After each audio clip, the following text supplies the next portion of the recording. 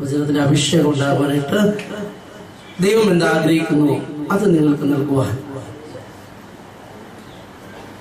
അധ്വാനിക്കുന്നവരും ഭാരം വഹിക്കുന്നവരുമായ നിങ്ങൾ എല്ലാവരും എൻ്റെ അടുക്കൽ വരുവാൻ ഞാൻ നിങ്ങൾക്ക് ആശ്വാസം നൽകാമെന്ന് പറഞ്ഞുകൊണ്ട് നമ്മെ ഓരോരുത്തരെയും ഈ മരിയ ഭവനിലേക്ക് കൂട്ടിക്കൊണ്ട് വന്നിരിക്കുന്ന ഈശോയുടെ ആശ്വാസം, ഈശോയുടെ അനുഗ്രഹം നമുക്ക് ഓരോരുത്തർക്കും പ്രാപിക്കുവാൻ ഇടയാകത്തക്ക രീതിയിൽ ദൈവത്തിന്റെ വചനം പങ്കുവയ്ക്കുവാൻ കൃപ ലഭിക്കുന്നതിന് വേണ്ടി ഒരു നിമിഷം നിങ്ങൾക്ക് വേണ്ടി പ്രാർത്ഥിക്കാം.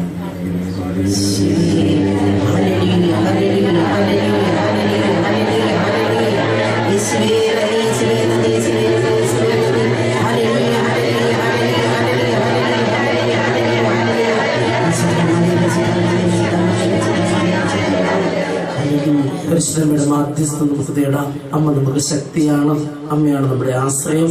ഇന്ന് അമ്മയുടെ പെരുന്നാൾ ദിവസം കൂടിയാണ്, കർമ്മല മാതാവിന്റെ പെരുന്നാൾ ദിവസം. അമ്മയുടെ മാധ്യസ്ഥം തേടിക്കൊണ്ട് നമുക്ക് എത്രയും ദൈവ മാതാവ് എന്നുള്ള പ്രാർത്ഥന ഉറക്കെ ചെല്ലാം.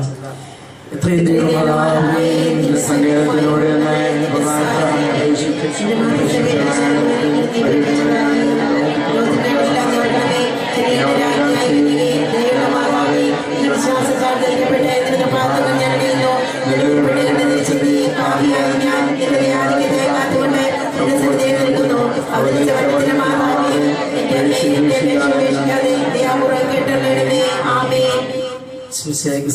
നമുക്കിരിക്കാം. ഇന്ന് കർമ്മല മാതാവിന്റെ തിരുനാൾ ദിവസമാണ്. കർമ്മല മാതാവിനെ പറ്റി അച്ഛൻ തീർച്ചയായിട്ടും പറഞ്ഞു കാണുമെന്ന് ഞാൻ വിശ്വസിക്കുന്നു. കർമ്മല മല പഴയ നിയമത്തില് ദൈവത്തിന്റെ സാന്നിധ്യം നിലനിൽക്കുന്ന മലയായിരുന്നു. പഴയ നിയമത്തിൽ തന്നെ സന്യാസ ജീവിതം ഈ മലയോട് ചേർന്ന് ആരംഭിച്ചിരുന്നു.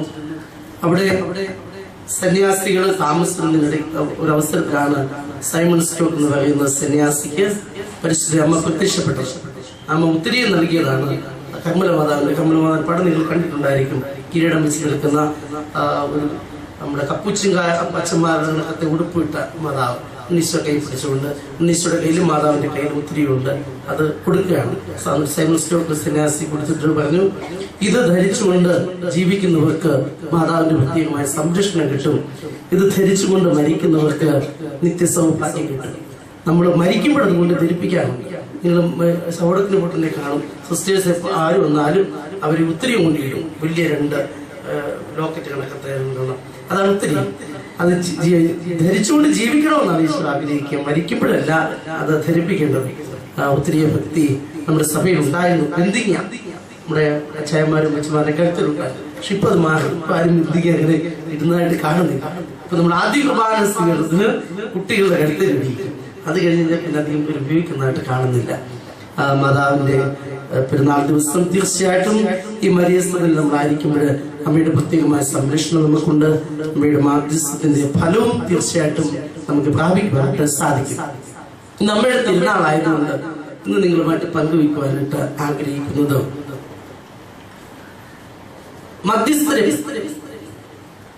മധ്യസ്ഥർ. ആരാണ് മധ്യസ്ഥര്? ആരെയൊക്കെയാണ് ദൈവം ഈശോ മധ്യസ്ഥരായിട്ട് നിയമിച്ചിരിക്കുന്നത്? മധ്യസ്ഥ പ്രാർത്ഥനയ്ക്ക് ഫലം ചൂടുന്നത് എപ്പോഴാണ്? ഇങ്ങനെയുള്ള കാര്യങ്ങളാണ് നമ്മൾ ഇന്ന് കാണുവാനായിട്ട് പോവുക. നമ്മളിപ്പോൾ നോക്കുന്നത് സുവിശേഷങ്ങളിലൂടെയാണ്. സുവിശേഷങ്ങളിലൂടെ നമ്മളൊരു യാത്ര നടത്തും. സുവിശേഷങ്ങളിലൂടെ യാത്ര നടത്തി ആരുടെയൊക്കെ മധ്യസ്ഥ പ്രാർത്ഥനകൾ സുവിശേഷങ്ങളുണ്ട് എന്ന് നമ്മൾ കണ്ടെത്തും. ആ മധ്യസ്ഥ പ്രാർത്ഥനയുടെ ഫലങ്ങളും എങ്ങനെയായിരുന്നു നമ്മൾ വിശകലനം ചെയ്യും. അതാണ് ഇന്ന് നമ്മൾ ഈ ദൈവദിന പ്രഘോഷണത്തില് നമ്മൾ ലക്ഷ്യം. മധ്യസ്ഥ പ്രാർത്ഥനയ്ക്ക് ഏറ്റവും നല്ല ഉദാഹരണം അമ്മ തന്നെയാണ്. യോഹന്നാന്റെ സുവിശേഷത്തില് ഈശോ മഹത്വീകരിക്കപ്പെടാൻ തുടങ്ങിയിട്ടില്ല. ഈശോ പരിസ്ഥിതിയും തുടങ്ങിയിട്ടില്ല. പരിസ്ഥിതി ശുശ്രൂഷ ചെയ്യുന്നതിന് മുമ്പാണ് ഈശോ ആദ്യത്തെ അത്ഭുതം പ്രവർത്തിക്കുക. അത്ഭുതം എന്താണെന്ന് എല്ലാവർക്കും അറിയാം. കാനായിലെ കല്യാണം. കാനായിലെ കല്യാണത്തില് അമ്മയുടെ മാധ്യസ്ഥമാണ് അത്ഭുതത്തിന് നിമിത്തമാവുന്നത്. അമ്മയുടെ മാധ്യസ്ഥം ഇപ്രകാരമുള്ളതായിരുന്നു. വിശകലനം ചെയ്താല് ഒത്തിരി കാര്യങ്ങൾ നമുക്ക് പഠിക്കുവാനായിട്ടുണ്ട്. ഒന്ന്, അമ്മയുടെ അടുക്കൽ ആരും ഒന്നും പറയുന്നില്ല. നമുക്കൊക്കെ ആവശ്യങ്ങളുണ്ട്. നമ്മളെപ്പോഴും നമ്മുടെ ആവശ്യങ്ങളാണ് കാണുക, മറ്റുള്ളവരുടെ ആവശ്യങ്ങൾ ശ്രദ്ധിക്കാറില്ല. ഇനി മറ്റുള്ളവർ നമ്മുടെ ആവശ്യങ്ങൾ പറയുമ്പോൾ ഒരുപക്ഷെ നമ്മളെ വേണ്ടി പ്രാർത്ഥിച്ചേക്കുമായിരിക്കും. ഇങ്ങനെയാണ് നമ്മുടെ മധ്യസ്ഥ പ്രാർത്ഥന. പക്ഷെ അമ്മ മധ്യസ്ഥം പ്രാർത്ഥിക്കുന്നത് അമ്മയുടെ ആവശ്യമല്ല പറയുക. അമ്മയ്ക്ക് തീർച്ചയായും ഒത്തിരി ആവശ്യമുണ്ടായിരിക്കും. കാരണം ഒരു സാധാരണ കുടുംബമാണ് അമ്മയുടെ കുടുംബം. നസ്രത്തിലെ കുടുംബം ഒരു സാധാരണ കുടുംബമാണ്. ആ ആവശ്യങ്ങൾക്കൊക്കെ അപ്പുറത്ത് ആരും പറയാതെ ആ കുടുംബത്തിന്റെ ബുദ്ധിമുട്ട് കണ്ടുകൊണ്ട് അമ്മ ഒന്ന് പറയാണ്, മകനെ അവർക്ക് വീഞ്ഞില്ല. ആവശ്യം ഈശോയുടെ മുമ്പാകെ ബോധിപ്പിക്കാൻ മാറ്റി അമ്മ ചെയ്യും. നീ അവർക്ക് വീഞ്ഞുണ്ടാക്കി കൊടുക്കാൻ പറയുന്നില്ല, അവർക്ക് വീഞ്ഞില്ല, കുറവ് അവിടെ ഉണ്ട് എന്ന് തിരുക്കുമാറിനെ അമ്മ ധരിപ്പിക്കാൻ. ആ ധരിപ്പിക്കുന്ന പിന്നില് അമ്മയ്ക്കൊരു വിശ്വാസമുണ്ട്, തന്റെ തിരുക്കുമാറിന് എല്ലാം സാധിക്കും, തന്റെ തിരുക്കുമാറിന് എല്ലാം സാധിക്കുമെന്നുള്ള ബോധ്യമുള്ളത് കൊണ്ട്, കുറച്ച് വിശ്വാസമുള്ളത് കൊണ്ട് അമ്മ വന്ന് പറയുകയാണ്, അവർക്ക് വീഞ്ഞില്ല. ഈശോയുടെ പ്രതികരണം, സ്ത്രീയെ എനിക്കും നിനക്കും എന്ത്, എന്റെ സമയം ഇനിയും വന്നിട്ടില്ല. ഞാന് പരിസ്ഥിതി ശുശ്രൂഷ ആരംഭിക്കുവാനായിട്ട് പോകുന്നേ ഉള്ളൂ. അതിനു മുമ്പ് നമ്മൾ എന്തിനാണ് ഇവിടെ വന്നിട്ട് ഇങ്ങനെ ഒരു കാര്യത്തിൽ ഇടപെടുന്നു എന്ന് നമുക്ക് വേണമെങ്കിൽ വാച്യാർത്ഥമായിട്ട് എടുക്കുവാനായിട്ട് സാധിക്കും. ഈശോയുടെ ഈ പരാമർശം പ്രത്യക്ഷത്തിന് നമുക്ക് തോന്നും മാതാവിനെ ഈശോ നിരുത്സാഹപ്പെടുത്തുന്നതായിട്ട്. നമുക്കെന്താ ഇവിടെ കാര്യം? നമ്മളിവിടെ ഭക്ഷണം കഴിക്കാൻ വന്നോ കഴിച്ചിട്ട് പോയാൽ പോരെ, അവരുടെ കാര്യത്തിൽ നമ്മൾ നോക്കുന്നത് നമുക്ക് തോന്നാം. പക്ഷേ തുടർന്നുള്ള അമ്മയുടെ വാക്ക്, അമ്മയുടെ വിശ്വാസത്തിന്റെ ആഴം നമുക്ക് കാണിച്ചു തരണം.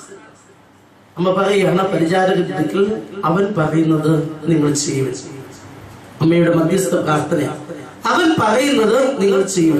ആർക്കു വേണ്ടി അമ്മ മാധ്യസ്ഥം പ്രാർത്ഥിച്ചുവോ അവർക്ക് അനുഗ്രഹം പ്രാപിക്കണമെങ്കിൽ അമ്മ വിചാരിച്ചാൽ മാത്രം പോരാ, അതിനുപകരണമാകുവാൻ അവിടെ ഉള്ളവരും തയ്യാറാണ്. പരിചാരകരാണ് അമ്മ അതിനുവേണ്ടി ക്ഷണിക്കുക. അമ്മ പറയാണ്, അവൻ പറയുന്നത് നിങ്ങൾ ചെയ്യുക. പരിചാരകര് ഈശോയുടെ എടുക്കുമ്പോൾ നിൽക്കുക. ഈശോ പറയുന്നത്, ഈശോ പറഞ്ഞ് വെള്ളം നിൽക്കുക. നമുക്കറിയാം, ബാക്കി ഞാൻ വിവരിക്കുന്നില്ല. അത്ഭുതകരമായ വെള്ളം വീഞ്ഞാക്കലിന് കാനായിലെ കല്യാണം വരുന്ന സാക്ഷി വഹിക്കുകയാണ് അമ്മയുടെ മാതാവിന്റെ മാധ്യസ്ഥം. ഞാൻ സുവിശേഷങ്ങളോട് കണ്ടുപിടിച്ചപ്പോൾ സ്ത്രീകന്മാരുടെ മാധ്യസ്ഥം, സ്ത്രീയന്മാര് ഈശോയുടെ അടുത്തുള്ള മാധ്യസ്ഥം വഹിച്ച സംഭവങ്ങൾ. തീർച്ചയായിട്ടും സ്ത്രീയന്മാർ ഒത്തിരി സംഭവങ്ങൾക്ക് മാധ്യസ്ഥം വഹിച്ചിരിക്കാം. കാരണം ഈശോയുടെ കൂടെ നടന്നതുകൊണ്ട്, ഈശോയുടെ ഏറ്റവും അടുത്ത ആളുകളായിരുന്നതുകൊണ്ട്, ഈശോയിൽ നിന്ന് അനുഗ്രഹങ്ങൾ കിട്ടുവാനായിട്ട് ആളുകൾ ശിഷ്യന്മാരെ തീർച്ചയായിട്ടും സമീപിച്ചിട്ടുണ്ട്. ഗ്രീക്കുകാര് ഫിലിപ്പോസിന്റെ അടുക്കെന്ന് പറഞ്ഞു, ഈശോയെ കാണണം. ജോസിന്റെ വാലത്തിൽ തിരുനാളെന്ന അവസരത്തിൽ ഫിലിപ്പോസ് അന്ത്രോസിനെ കണ്ട് അന്ത്രോസ് ഫിലിപ്പോസിനോട് ഈശോടൊക്കെ പറയുന്നത്, നിന്നെ കാണാനായിട്ട് ഗ്രീക്കുകാർ വന്ന് നിൽക്കുന്നു. അപ്പോഴാണ് ഈശോയുടെ വലിയ പ്രബോധനം വരിക, ഗോതമ്പ് മണി നിലത്ത് വീണ് അഴിയുന്നില്ലെങ്കിൽ അത് അങ്ങനെ തന്നെ കിടക്കും, അഴിയുന്നില്ലോ, അടം പിടിക്കുന്നുള്ള പ്രബോധനം അവിടെയാണ് ഈശോയുടെ വരിക.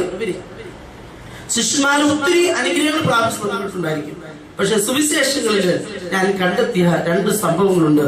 ഒന്ന്, ശിഷ്യന്മാരില് 12 പേരിൽ ഒരുവനായിരുന്ന യൂദാസിന്റെ മാധ്യസ്ഥം. യൂദാസ് മധ്യസ്ഥം വഹിക്കാന്ന് പറഞ്ഞാൽ ഇടനിലക്കാരനാവുന്ന മധ്യസ്ഥ അപേക്ഷിക്കുന്ന ഇടനിലക്കാരനാവും. യൂദാസ് ഇടനിലക്കാരനാവുന്നത്. യൂദാസ് ഇടനിലക്കാരനാവുന്നത് മത്തായിയുടെ സുവിശേഷം 26-ാം അധ്യായം 14-ാമത്തെ തിരുവചനത്തിലുണ്ട്. യൂദാസിനടുക്കല് യൂദ പ്രമാണികള് അവര് വന്നിട്ട് പറഞ്ഞു, നീ ഗുരുവിനെ ഞങ്ങൾ കുറ്റിത്തന്നു. ഉടനെ യൂദാസ് ചോദിക്കാണ്, എനിക്ക് എന്ത് കിട്ടും? യൂദാസ് ചോദിക്കും, എനിക്ക് എന്ത് കിട്ടും? യൂദാസിന്റെ ചോദ്യം. മധ്യസ്ഥ പ്രാർത്ഥനയെ പറ്റിയാണ്, മധ്യസ്ഥത്തെ പറ്റിയാണ് നമ്മൾ കാണുക. മധ്യസ്ഥം പ്രാർത്ഥിക്കുമ്പോൾ നമുക്ക് ഈ ഒരു വിചാരമുണ്ടോ, നമുക്ക് ഇങ്ങനെയുള്ള ഒരു വിഷയമുണ്ടോ എന്ന് നമ്മൾ ചിന്തിക്കാൻ വേണ്ടിയാണ്. യൂദാസ് ചോദിക്കുകയാണ്, എനിക്ക് എന്ത് കിട്ടും? ഇപ്പൊ 30 വെള്ളിനാളെ തന്നേക്കാം, എനിക്ക് എന്ത് കിട്ടും? ഞാൻ ഈ കാര്യം ചെയ്തു തന്ന, ഈ മധ്യസ്ഥം സാധിച്ചു തന്ന, ഗുരുവിനെ പിടിക്കുവാനായിട്ട് ഇടനിലക്കാരനായിട്ട് ഞാൻ നിന്നാല് എനിക്ക് എന്ത് കിട്ടും? അത് കിട്ടി, പക്ഷേ അത് അനുഭവിക്കാനായിട്ട് സാധിക്കുന്നില്ല. അനുഭവിക്കാൻ എന്നുള്ളതല്ല, നിരാശയില് മരണത്തിലേക്ക് വഴി വീഴുവാനായിട്ടാണ് ശിഷ്യന്മാരിൽ ഒരുവനായ യൂദാസിന്റെ വിധി. രണ്ടാമത്തത് മധ്യസ്ഥം എന്ന് പറയാൻ ഒക്കത്തില്ല. മധ്യസ്ഥം എന്ന് പറയുന്നത് സെബദിപുത്രന്മാരുടെ അമ്മ ഈ കാര്യം പറയുന്നത് ഒരു സുവിശേഷൻ വിവരിക്കുന്നു, മറ്റൊരു സുവിശേഷൻ സെബദിപുത്രന്മാരെന്ന് പറയുന്നു. അവർ രണ്ടുപേരും വന്നിട്ട് പറയാണ് ഈശോയുടെ അടുക്കല്, നിന്റെ രാജ്യത്തിൽ നിന്റെ ഇടത്തും വലത്തും ഞങ്ങൾക്കിരിക്കണം. മധ്യസ്ഥം, ഞങ്ങൾക്ക് ഏറ്റവും നല്ലത് കിട്ടണം, ബാക്കിയുള്ളവർക്ക് പോയിലോട്ട് പൊക്കോട്ടെ, ബാക്കിയുള്ളവർക്ക് അവരെക്കാളൊക്കെ മുന്തിയ സ്ഥാനം ഞങ്ങൾക്ക് കിട്ടും. ഈശോ പറയാണ്, എന്റെ ഇടത്തും വലത്തും ഇരിക്കുവാനുള്ള ഭാഗ്യം ഞാനല്ല കൊടുക്കുക, അത് പിതാവാക്കാൻ വേണ്ടി കണ്ടുപിടിച്ചിരിക്കുന്ന അവർക്കുള്ള രണ്ട് കാര്യങ്ങൾ ഈശോ പറയുന്നുണ്ട്. പാനപാത്രം കുടിക്കാൻ മാമുദ്ദേശമുണ്ട്, അതൊക്കെ ചെയ്യാനൊക്കെ പറയുന്നത്. പക്ഷെ എന്നിട്ട് ഈശോ പറയാണ്, അത് നോക്കി അതിന് ശിഷ്യന്മാർ ധരിക്കുന്നത് ബുദ്ധിമുട്ടുണ്ടാക്കിയാണ്. ശിഷ്യന്മാർ ഈശോയോട് കൂടി നിന്നവരാണ്, ഒറ്റ സമൂഹമായിട്ട് നിന്നവരാണ്. ഇവർ ഈ ചോദ്യം ചോദിക്കാൻ പോയതുകൊണ്ട് അവരുടെ ഇടയിൽ പിറുപിറുപ്പുണ്ടാക്കിയാണ്. സരതി പുത്രന്മാർ ഈശോയിൽ ബന്ധക്കാരാണ്, ഈശോയുടെ കസിൻസ് ആണ് യാക്കോബ്, യോഹന്നാൻ. അതുകൊണ്ട് ഈശോയുടെ കൂടുതൽ സ്വാതന്ത്ര്യം ഒരുമിച്ച് ഉണ്ടായിരുന്നില്ല. സലോമിയുടെ, ഈശോയുടെ അമ്മയുടെ കസിന്റെ മക്കള്. അതുകൊണ്ട് തന്നെ ഇവർ ചോദിച്ചപ്പോഴേ ശിഷ്യന്മാരുടെ ഇടയിൽ അമർഷം ഉണ്ടാക്കി. അപ്പോഴാണ് ഈശോയുടെ അടുത്ത വലിയ പ്രബോധനം വരിക, നിങ്ങളെ വലിയവനാകാൻ ആഗ്രഹിക്കുന്നവൻ ശുശ്രൂഷകനാകണം എന്നുള്ള ഈശോയുടെ പ്രബോധനം. വലിയവൻ ശുശ്രൂഷകനാണ് എന്നുള്ള പ്രബോധനം ഈശോ അവിടെയാണ്. ഇപ്പൊ സുവിശേഷങ്ങളിൽ ഞാൻ നോക്കിയിട്ട് ശിഷ്യന്മാരുടേത് സ്ത്രീയന്മാരുടേതാക്കി രണ്ട് കാര്യങ്ങൾ ഞങ്ങൾ. എന്നാൽ അതിനുശേഷം നോക്കിയിട്ട് ഒത്തിരി ആളുകള് ഈശോയുടെ അനുഗ്രഹങ്ങൾ പ്രാപിച്ചു. ഒത്തിരി ആളുകൾ, ഒത്തിരി വ്യക്തികൾ ഈശോയിൽ നിന്ന് മാധ്യസ്ഥം പ്രാർത്ഥിച്ചു. വ്യക്തികളിലും ആദ്യം വരിക സബദി പുത്രന്മാരുടെ അമ്മയാണ്. ഈ അമ്മ വന്നിട്ട് ഈശോയുടെ ഈ കാര്യം പറയാം, എന്റെ മക്കൾക്ക് ഇടത്തും വലത്തും ഇരിക്കണം. അത് ഈശോ സാധിച്ചു കൊടുക്കുന്നില്ല. മത്തായിയുടെ സുവിശേഷം 15-ാം അധ്യായത്തിൽ കാനാൻകാരി സ്ത്രീ വന്ന് ഈശോയുടെ മാധ്യസ്ഥം പ്രാർത്ഥിക്കുന്നത്. കാനാൻകാരി സ്ത്രീ തന്റെ മകൾക്ക് വേണ്ടിയാണ് ഈശോയുടെ അടുക്കൽ മാധ്യസ്ഥം പ്രാർത്ഥിക്കുക. പക്ഷേ ഈശോ ആ മകളെ ഒരു വലിയ പ്രതിസന്ധി ഘട്ടത്തിലൂടെ കടത്തിക്കൊണ്ട് പോകുന്നത് നമ്മൾ കാണുന്നു. കാനാൻകാരി സ്ത്രീ മാധ്യസ്ഥം പ്രാർത്ഥിക്കുന്നത് നേരത്തെ ഒരു ഭാഷ കൂടെ ഒന്നും പറഞ്ഞിട്ടുള്ളത്, എന്നാലും ഞാൻ പറയാം. കാനാൻകാരി സ്ത്രീ മാധ്യസ്ഥം പ്രാർത്ഥിച്ചുകൊണ്ട് ഈശോയുടെ പിറകെ നടക്കുക, ദാവീദിന്റെ പുത്രൻ എന്നെ കരയണം, എന്റെ മകളെ ആശീർവദിച്ചു, നീ അവളെ സുഖപ്പെടുത്തണം. ഈശോ ഗവനിക്കുന്നേ. ഈശോ ഗവനിക്കാതെ വന്നപ്പോഴേ ശിഷ്യന്മാർ ഇടപെടുക. തീർച്ചയായിട്ടും ഈ സ്ത്രീ ശിഷ്യന്മാരെ കുറിച്ച് പറഞ്ഞിട്ടുണ്ടായിരിക്കും. ശിഷ്യന്മാർ പറയാണ്, ഈ സ്ത്രീ നമ്മുടെ പുറകിൽ നിലവിളിച്ചുകൊണ്ട് വരുന്നത് കാണുന്നില്ലേ, നീ അവളെ അങ്ങ് പറഞ്ഞു വിട്ടാൽ. ശിഷ്യന്മാര് ഈശോയുടെ മുൻ മാധ്യസ്ഥം പ്രാർത്ഥിച്ചിട്ട് ഈശോ അക്കാര്യം ഗവനിക്കുന്നില്ല. ഈശോ പറയുകയാണ്, ഇസ്രായേലിലെ നഷ്ടപ്പെട്ടു പോയ ആടുകളുടെ അടുക്കിലേക്കാണ് ഞാൻ അയക്കപ്പെട്ടിരിക്കുന്നത്. കാനാൻകാരി സ്ത്രീ വിജാതിയായ സ്ത്രീയാണ്. അവള് വീണ്ടും ഈശോയുടെ അടുത്ത് വന്ന് മുട്ടുകുത്തി, ഈശോയുടെ മുമ്പിൽ വന്ന് മുട്ടുകുത്തി സാഷ്ടാംഗം പ്രണമിച്ചിട്ട് പറഞ്ഞു, ദാവീദിന്റെ പുത്രനായ ഈശോയെ കരയണം, എന്റെ മകളെ സുഖപ്പെടുത്തണം. അപ്പോൾ ഈശോ പറയാണ്, മക്കളുടെ അപ്പം എടുത്ത് ആരും നായ്ക്കൾക്ക് യോഗ്യം കൊടുക്കാറ്. ഇപ്പോൾ സ്ത്രീ പറയുകയാണ്, ഗുരു നീ പറഞ്ഞത് ശരിയാണ്, മക്കളുടെ അപ്പം ആരും നായ്ക്കൾക്ക് കൊടുക്കാറില്ല. പക്ഷേ നായ്ക്കൾ ഭക്ഷിക്കുന്നത് യജമാനന്റെ മേശയിൽ നിന്ന് വിടുന്ന അപ്പകഷ്ണങ്ങളാണ്. മകളുടെ സ്ഥാനത്തിന് ഞാൻ യോഗ്യല്ല എങ്കിലും എനിക്ക് നിന്റെ അനുഗ്രഹം കൂടിയേ തീരും എന്ന് ആ സ്ത്രീ മുമ്പിൽ പ്രഖ്യാപിക്കുക. താഴ്മയോടുകൂടിയുള്ള അവളുടെ പ്രാർത്ഥന, മധ്യസ്ഥ പ്രാർത്ഥന ഈശോയുടെ പുകഴ്ചയ്ക്ക് പാത്രീഭൂതമാകുന്നതും ഈശോ ആ മകളെ തത്സമയം സുഖപ്പെടുത്തുന്നതും നമ്മൾ സുവിശേഷത്തിൽ വായിക്കും. കാനാൻകാരി സ്ത്രീയുടെ മാധ്യസ്ഥം, തന്റെ മകൾക്ക് വേണ്ടിയുള്ള മാധ്യസ്ഥം. ജെറോസിന്റെ മകളെ ഈശോ ഉയർപ്പിക്കുന്ന സംഭവം.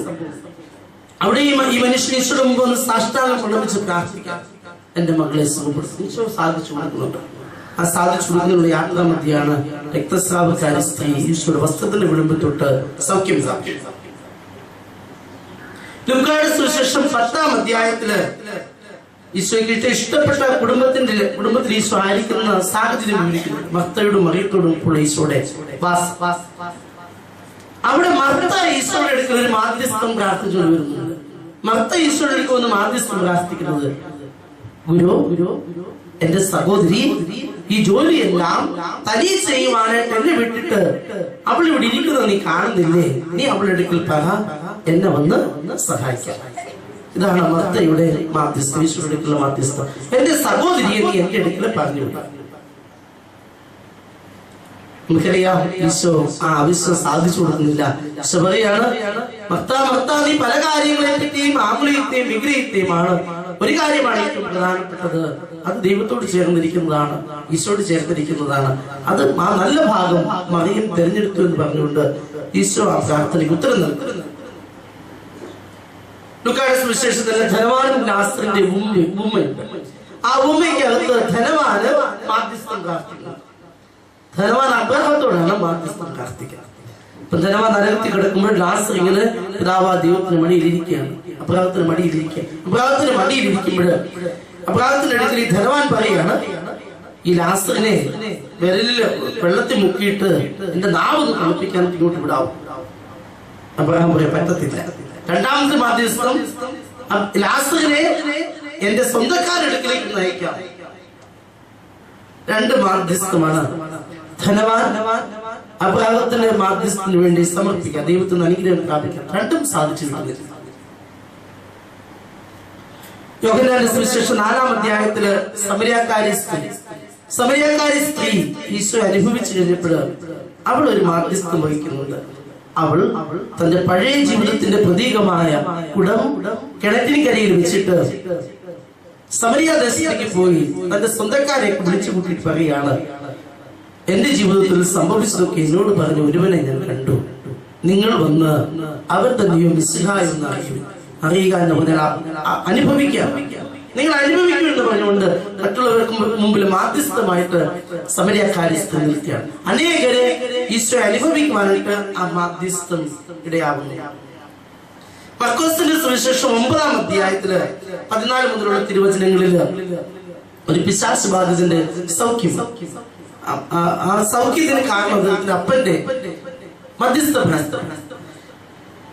അത് സമാന്തര സുവിശേഷം എന്ന് പറയുക മർക്കോസ്, മത്തായി, ലൂക്കാ സുവിശേഷങ്ങളാണ്.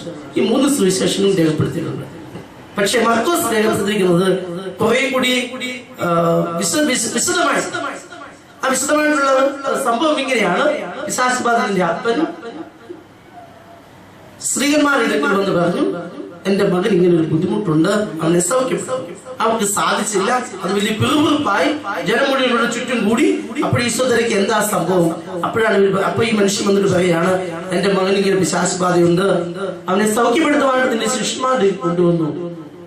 പക്ഷെ അവർക്ക് സാധിച്ചില്ല. ഇപ്പോൾ ഈശോ ശകാരിക്കുന്നുണ്ട്, വിശ്വാസമില്ലാത്ത തലമുറയെ എത്ര നാൾ ഞാൻ നിങ്ങളോട് ഉണ്ടായിരിക്കുമെന്നുകൊണ്ട് ഈശോ ശകാരിക്കുന്നു. പക്ഷെ അത് കഴിഞ്ഞിട്ടുള്ള ഭാഗം ലൂക്കായും മത്തായിയുടെ സുവിശേഷത്തിലും വിട്ടുപോയിട്ടുണ്ട്. അതിനുശേഷമുള്ള ഭാഗം ഈശോ കൊണ്ടുവരാൻ പറയുകയാണ്. അന്നേരം ഈ മനുഷ്യരെല്ലാം പറഞ്ഞതിന് ശേഷം പറയുകയാണ്, നിനക്ക് സാധിക്കുമെങ്കിൽ എന്റെ മകനെ സുഖപ്പെടുത്തണം. അപ്പന്റെ ഈശോയുടെ അടുക്കലുള്ള മാധ്യസ്ഥം, നിനക്ക് സാധിക്കുമെങ്കിൽ എന്റെ മകനെ സുഖപ്പെടുത്തണം. ഉടനെ ഈശോ വിളിക്കണം, സാധിക്കുമെങ്കിൽ. ഇപ്പോഴാ മനുഷ്യൻ പറയാണ്, എന്നോട് ക്ഷമിക്കണമേ, എന്റെ വിശ്വാസത്തിന്റെ കുറവിനെ ക്ഷമിക്കണമേ എന്ന് പറഞ്ഞുകൊണ്ട് നീ സുഖപ്പെടുത്തണമെന്ന് ഈശോയോട് അപേക്ഷിക്കുന്നു.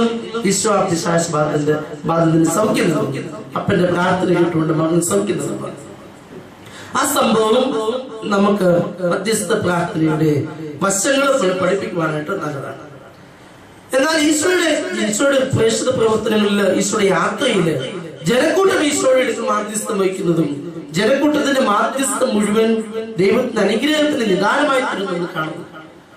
ഞാൻ പലപ്പോഴും ചിന്തിക്കാറുണ്ട്, എന്തിനാണ് ഇങ്ങനെ ആളുകൾ കൂട്ടം കൂടി പ്രാർത്ഥിക്കുക? അപ്പൊ നിങ്ങൾ നോക്കി, നമ്മൾ എവിടെ നിന്നെല്ലാം ഉള്ള ആളുകളാണ്. ചെങ്ങന്നൂരുകാരനും വരെയുണ്ട് ഇവിടെ, എന്റെ ഇടവക്കാരനുണ്ട് ചെങ്ങന്നൂര്. പല സ്ഥലത്തു നിന്ന് ആളുകൾ ഇവിടെ വന്നിരിക്കുക, ഒന്നിച്ചു കൂടി പ്രാർത്ഥിക്കുക. നമുക്കെല്ലാം നമ്മുടെ വീട്ടിൽ നിന്ന് പ്രാർത്ഥിച്ചാൽ പോലെ, നമുക്കെല്ലാം നമ്മുടെ ഇടവപ്പള്ളിയിൽ പോയി പ്രാർത്ഥിച്ചാൽ പോലെ, അല്ലെങ്കിൽ നമുക്ക് നമ്മുടെ കൂട്ടായ്മയിൽ പ്രാർത്ഥിച്ചാൽ പോലെ നമ്മൾ വിചാരിക്കുന്ന കാര്യമാണ്. പക്ഷെ അത് ഇങ്ങനെ കൂടി പ്രാർത്ഥിക്കുന്നത് അർത്ഥപൂർണ്ണമാണെന്നുള്ളതാണ് ഈ ജനക്കൂട്ടത്തിന്റെ മാധ്യസ്ഥ പ്രാർത്ഥനയുടെ ഫലം നമ്മളെ പഠിപ്പിക്കുക. ജനം ആള് കൂടി എന്തെല്ലാം ഈശോയൊക്കെ ചോദിച്ചോ അതൊക്കെ ഈശോ നൽകിയിട്ടുണ്ട്. തളർവാദ രോഗിയുടെ സൗഖ്യത്തെ നമുക്കറിയാം. ജനം ഈശോയുടെ ചുറ്റും കൂടി നിൽക്കുക, അത്ഭുതങ്ങൾ അനുഭവിക്കുവാനുണ്ട്, സൗഖ്യം അനുഭവിക്കുവാനുണ്ട്. അതിനിടയ്ക്ക് കൂടി 4 മനുഷ്യര് ഒരു തളർവാദ രോഗി ചുമന്നുകൊണ്ട് വരിക. അവരുടെ വിശ്വാസം കണ്ടുകൊണ്ട് ഈശോ പറയുകയാണ്, നിന്റെ പാപം ക്ഷമിക്കപ്പെടുന്ന എഴുന്നേറ്റ് നടക്കുക. തളർവാദ രോഗിയുടെ വിശ്വാസമല്ല, അവർക്ക് വേണ്ടി മാധ്യസ്ഥമായി നിലകൊണ്ട് ആ വ്യക്തികളുടെ 4 പേരുടെയും പ്രവൃത്തിയാണ് ഈശോ അവർക്ക് സൗഖ്യം നൽകുവാനായിട്ട് നിമിത്തമായിട്ട് പറയുന്നത്. പത്രോസിന്റെ വീട്ടിൽ ഈശോ പ്രവേശിക്കുന്ന സമയം, പത്രോസിന്റെ വീട്ടിൽ ഈശോ പോകുന്ന, ഈശോ ഒറ്റയ്ക്കല്ല ഒരിക്കലും, ഈശോയുടെ കൂടെ ഒത്തിരി ആളുന്നില്ല. അവരെല്ലാം കൂടി ചെന്ന് കഴിഞ്ഞപ്പോൾ ഈശോയുടെ പത്രോസിന്റെ അമ്മായി പനി പിടിച്ചു കിടന്നു. അപ്പൊ അവർ ഈശോയുടെ അടുത്ത് കൊണ്ട് പറഞ്ഞു, പത്രോസിന്റെ അമ്മയ്ക്ക് ഇങ്ങനെ പനിയാണ് എന്ന് ജനങ്ങൾ ഈശോയുടെ കൊണ്ട് ഈശോ പോയി തലേ കൈവച്ച് പ്രാർത്ഥിച്ചവരെ സൗഖ്യപ്പെടുത്തി.